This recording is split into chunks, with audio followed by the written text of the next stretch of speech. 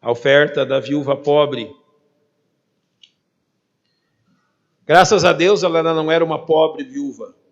Ela era apenas pobre. Mas não era uma pobre viúva.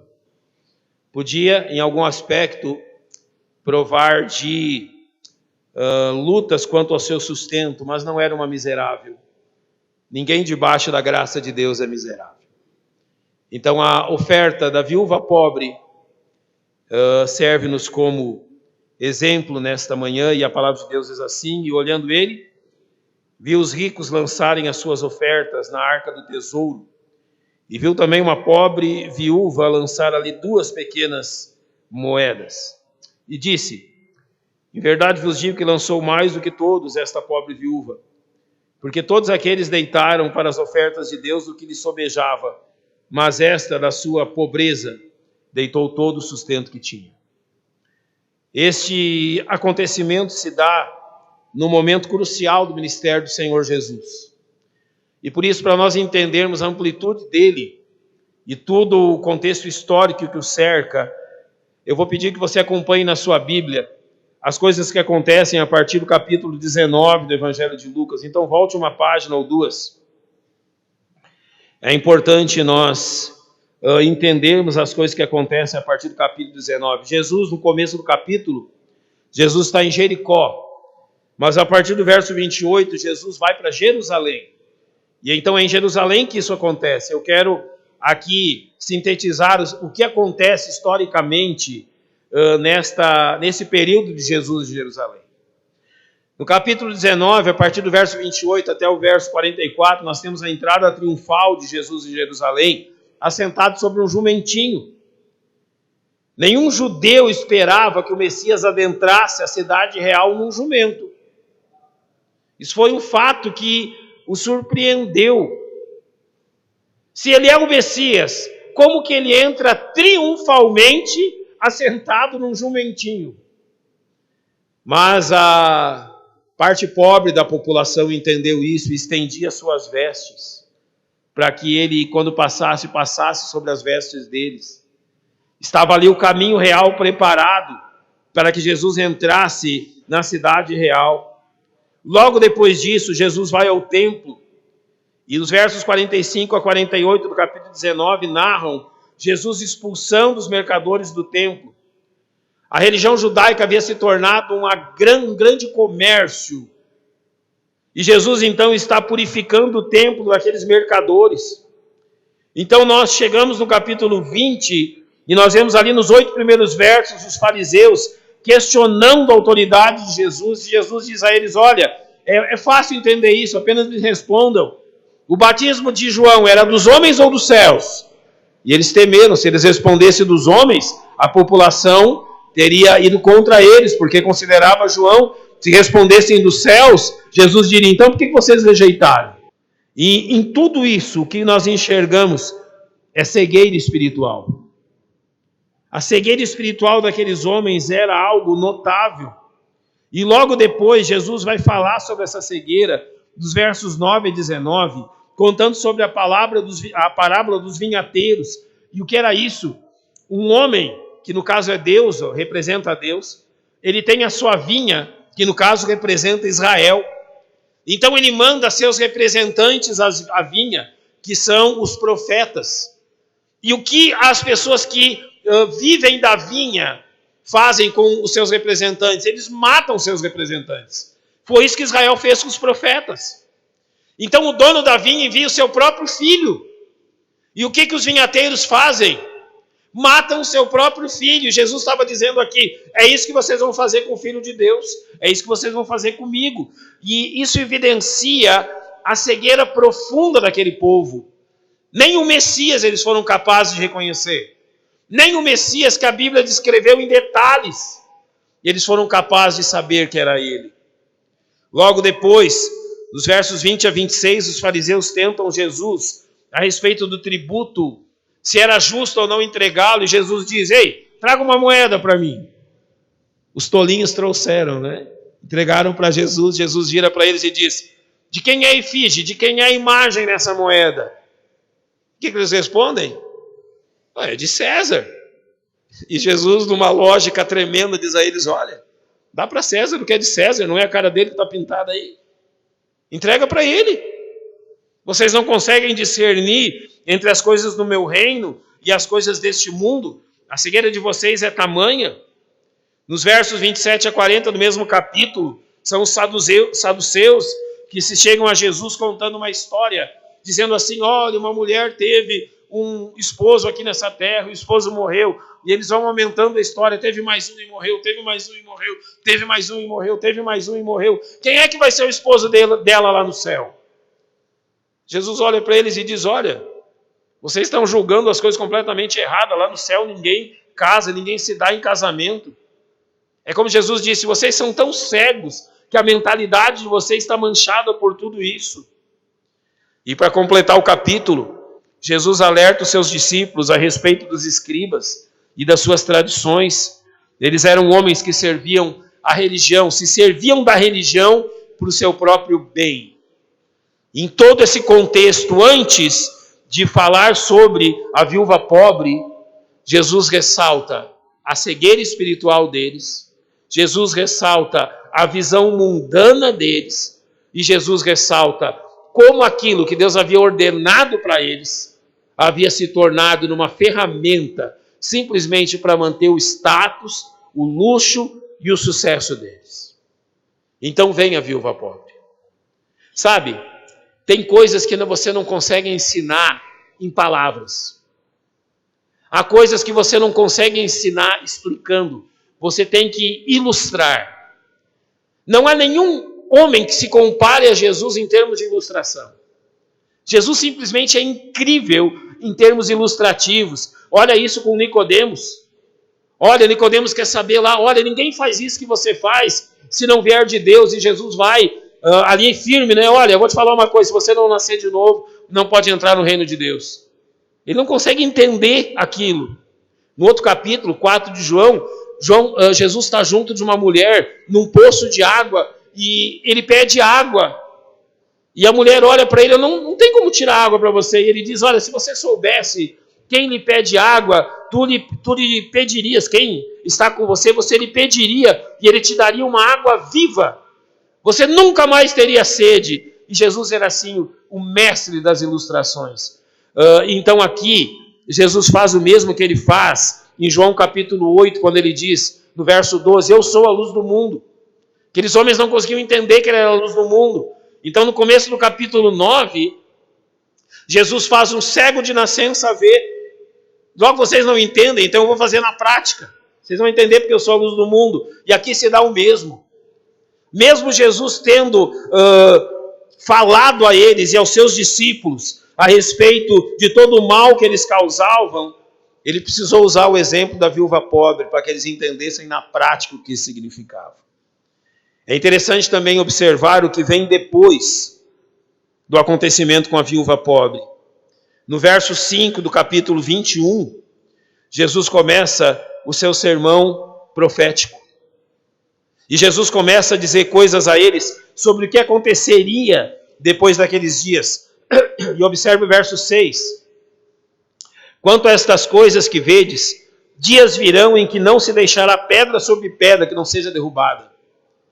Aqueles homens valorizavam tanto aquilo, eles eram tão apegados àquele templo, àquele sistema, àquela religião, que Jesus estava dizendo o seguinte: você sabe o que vai acontecer com tudo isso? Não vai ficar pedra sobre pedra aqui. E você sabe o que aconteceu depois? Os chamados sicários, que eram mercenários contratados pelo Império Romano, eles podiam saquear algumas partes da cidade depois de conquistada. Sabe o que os sicários fizeram? Eles removeram pedra por pedra do templo, porque eles achavam que os judeus tinham enterrado um tesouro lá embaixo. E foi isso que aconteceu.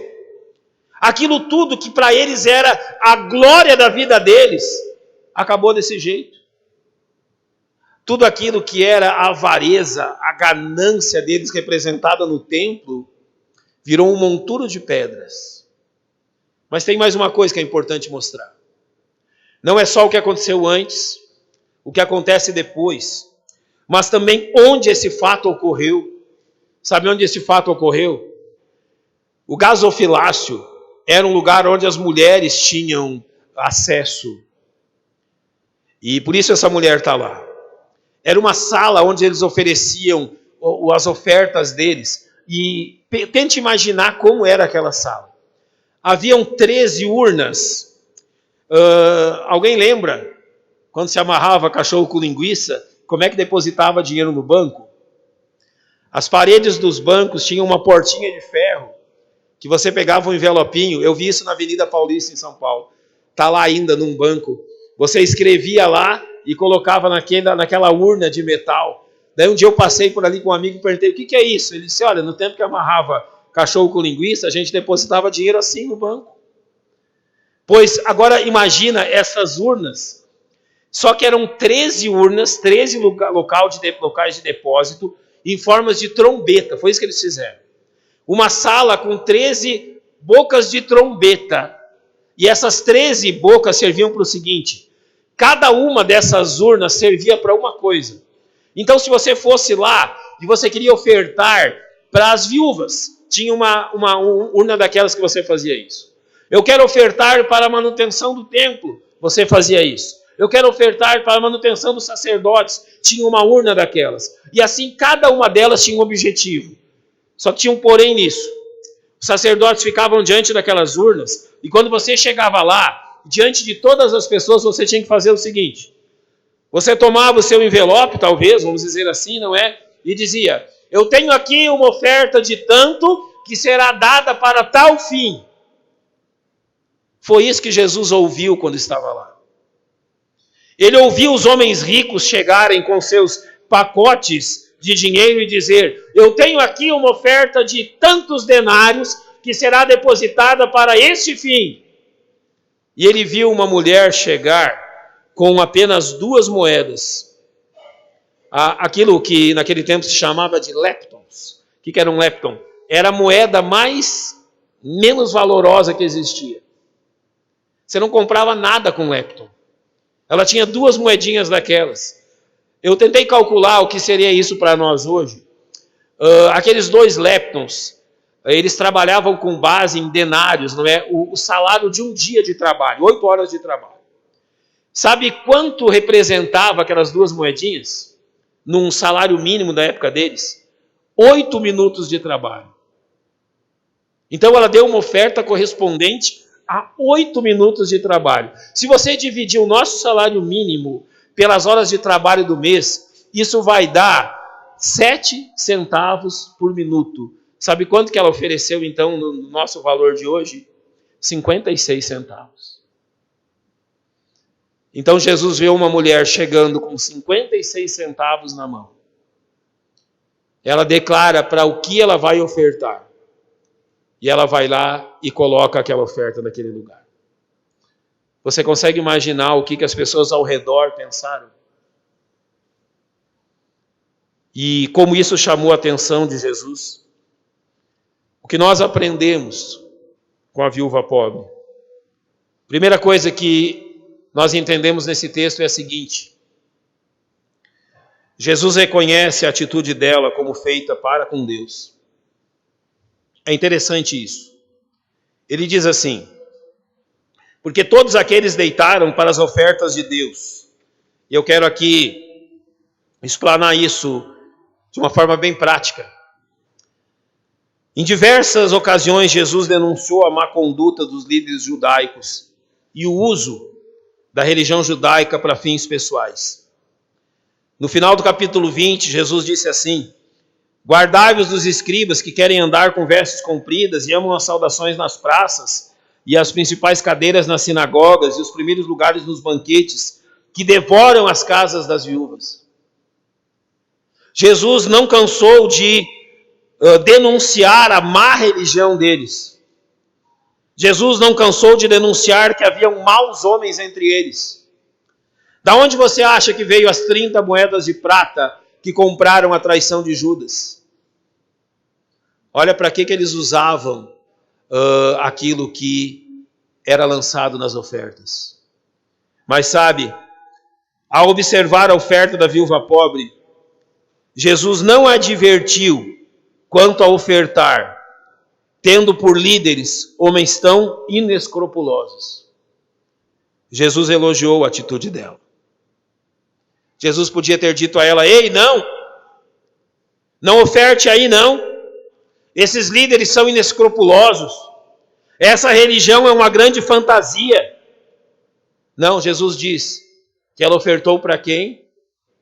Para Deus. Nós ouvimos muito nos nossos dias frases como: eu não oferto para a igreja nenhuma, eu não vou contribuir para que pastores vivam no luxo à custa do meu dinheiro. E tantas frases assim.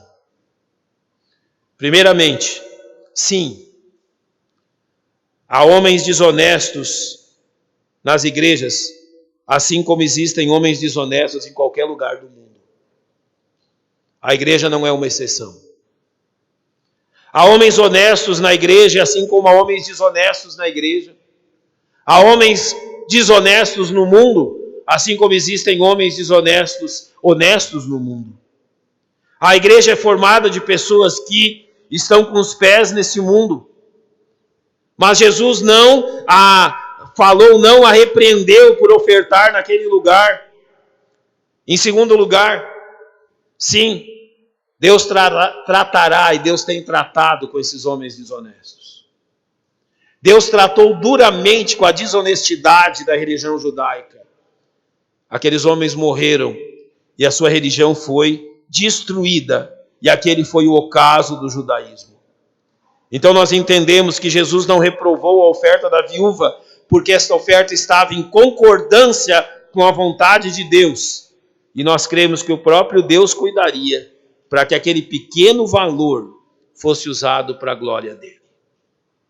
Então não caiamos na moderna, que não é tão moderna assim, falácia daqueles que dizem que ofertar na igreja para o trabalho do Senhor é ser um enganado, é ser alguém que está colaborando para que algo se mantenha, algo que não é aprovado por Deus. Não, Deus não se deixa escarnecer. E Deus cuida das suas coisas. Ou seja, pensar assim é pensar que Deus não tem cuidado da sua obra e que Deus não tem zelado pela sua obra. Sim, Deus zela. Quanto aos homens desonestos, Deus cuidará deles. Não se preocupe com isso. Então Deus, o Senhor, não reprovou a oferta da viúva, mesmo diante da religião contaminada e corrupta daqueles homens. Em segundo lugar, Jesus diferencia o propósito do coração daqueles homens e o propósito do coração da viúva pobre. E olhando ele, viu os ricos lançarem nas suas ofertas na arca do tesouro, e viu também uma pobre viúva lançar ali 2 pequenas moedas. Não parece tudo igual? Eles estão no mesmo lugar, fazendo a mesma coisa, mas o coração deles é extremamente diferente. Eles estão praticando a mesma atitude com um coração diferente. Jesus disse em Lucas sobre os fariseus que eles eram avarentos. Jesus não cansou de denunciar a avareza daqueles homens. E Jesus fez isso em Lucas 18, falando do fariseu, e ele diz assim: e o fariseu estando em pé, orava consigo desta maneira: ó Deus, graças te dou, porque não sou como os demais homens, roubadores, injustos e adúlteros, nem ainda como este publicano. Jejuo 2 vezes na semana e dou o dízimo de tudo quanto possuo. Sabe qual era a diferença entre o coração da viúva e o coração daqueles homens? Eles tinham um orgulho imenso daquilo que eles estavam fazendo. A avareza deles levava a um orgulho tremendo, mas notem que a viúva não se deixou contaminar pelo orgulho e pela arrogância deles. Quando eles ofertavam, eles publicavam quanto e para quem eles estavam ofertando. Quando a viúva ofertou, possivelmente algumas pessoas ao redor começaram a rir. 56 centavos não paga nem a passagem para vir aqui ao templo. Nem o Uber. Ela deve ter vindo a pé. Saiu cedo de casa para dar 56 centavos no templo. Ela não se importou nem com a opinião deles, e nem do que eles pensavam a respeito dela e da sua oferta. Ela olhou unicamente para Deus e não para si mesma. Jesus disse em Mateus 6:21, porque onde estiver o vosso tesouro, ali estará também o vosso. O coração dela estava na casa de Deus. E por isso o tesouro dela, tudo que ela tinha, foi levado à casa de Deus. Em 2 Coríntios 9:7, nós somos chamados a ofertar da seguinte forma: cada um contribua segundo propôs no seu coração, não com tristeza ou por necessidade, porque Deus ama o que dá com alegria. Aqueles homens ofertavam com avareza, mas aquela mulher ofertou com sacrifício próprio, e havia um propósito claro no coração dela. Ela glorificaria a Deus com aquilo que ela possuía. Então há uma diferença tremenda entre o coração de ambos.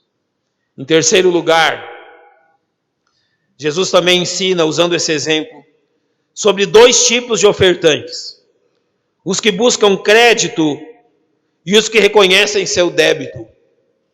Porque todos aqueles deitaram as suas ofertas de Deus, para as ofertas de Deus, do que lhe sobejava.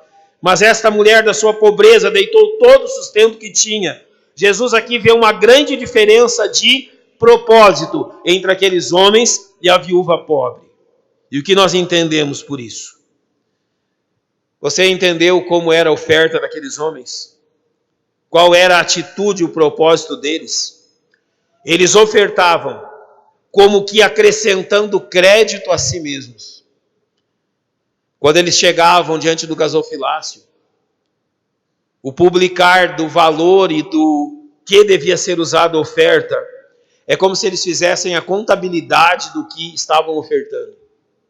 Ei, eu voltei aqui, e dessa vez eu tenho trazido tanto, e tanto que eu tenho trazido é para este objetivo. Registrem aí o que eu estou fazendo. É como se tivesse uma folha registrando os créditos deles. E eles faziam isso constantemente, como se o crédito deles pudesse aumentar. Aquilo que li em Lucas 18 é verdade. O fariseu, estando em pé, ele estava adorando a si mesmo e dizendo: eu dou os dízimos de tudo quanto possuo. É como se eles dissessem: ei Deus, não se esqueça do que eu estou fazendo. Aumente aí os meus créditos. Aumente aí o meu mérito. Aumente aí o que eu mereço.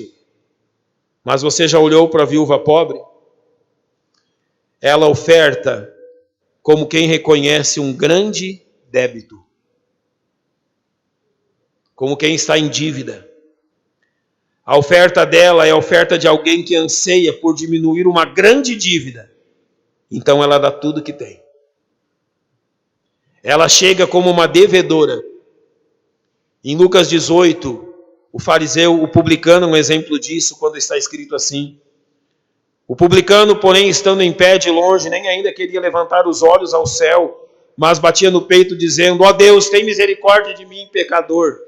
Você já imaginou qual foi a oração da viúva pobre quando depositou aqueles 56 centavos?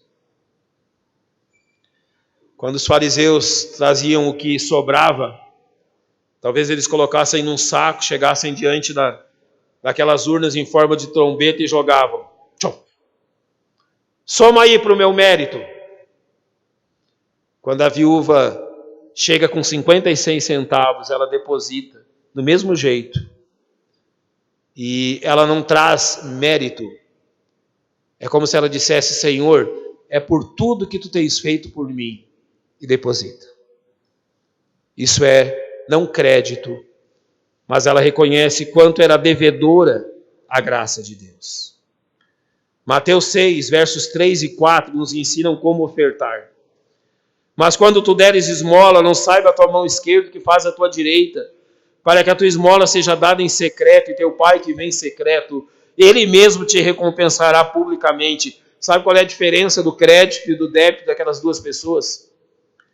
Aqueles fariseus que ofertavam dessa forma, receberam a sua recompensa em sua vida, o elogio, a inveja dos outros homens. Sabe quando a viúva recebeu os seus méritos no céu. Ela deixou que Deus contabilizasse, mas na mente dela, ela sempre esteve em dívida. Ela permitiu que Deus fizesse isso, e não que os homens o fizessem. Então nós terminamos dizendo que a oferta daquela pobre viúva revela seu entendimento quanto à urgência do plano de Deus. Todos aqueles deitaram do que lhe sobejava, mas ela deu tudo o que tinha. Vou lhe perguntar, se você fosse um daqueles homens, e você soubesse o que o verso 6 diz, que virá dia em que não ficará pedra sobre pedra dali, qual seria a sua atitude? Sabe como que eles ofertavam? Eles tinham plena certeza que aquela religião deles jamais acabaria. Eles se achavam tão perfeitos, tão completos, e eles consideravam que a religião judaica era algo tão bom, tão perfeito, que jamais teria fim. Então o dinheiro que eles davam lá era para perpetuar a religião deles. Simplesmente para isso. Mas parece que a viúva entendeu algo diferente. Possivelmente ela entendeu que tudo aquilo um dia acabaria. E por isso a atitude dela. Aproximadamente 40 anos depois desse fato da viúva pobre, o general romano Tito invadiu Jerusalém. Ele matou milhares de judeus. Ele destruiu os muros da cidade. E ele colocou o templo no chão. Apenas em 1948, 14 de maio de 1948, os judeus voltaram a ter em Jerusalém a sua cidade. E até hoje, não puderam reconstruir o seu templo. Aqueles homens estavam errados.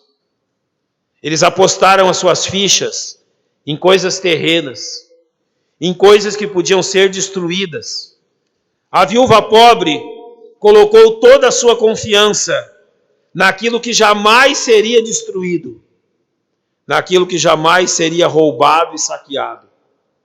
O pensamento daqueles homens é que aquilo jamais acabaria. E o pensamento da viúva, eu vou dar tudo, porque o plano de Deus precisa ser completo.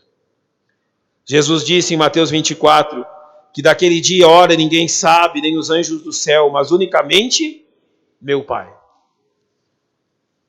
Vocês já pensaram que talvez o ofertar nessa manhã foi o nosso último nesse mundo? Pode ou não pode ser? Pode. De que maneira você ofertou? Porque pode ter sido a última vez. E nunca mais a nossa igreja vai se reunir. E nunca mais cantaremos louvores aqui na terra. Nunca mais ofertaremos. E nunca mais precisarão de um homem para transmitir a verdade da Bíblia. Jesus Cristo fará isso pessoalmente. Esse era o pensamento dela. Tudo chegaria ao ponto em que Deus quer que chegasse. Então nós concluímos que enquanto o pensamento daqueles homens era um pensamento mundano e carnal, o pensamento da viúva era um pensamento espiritual e celestial.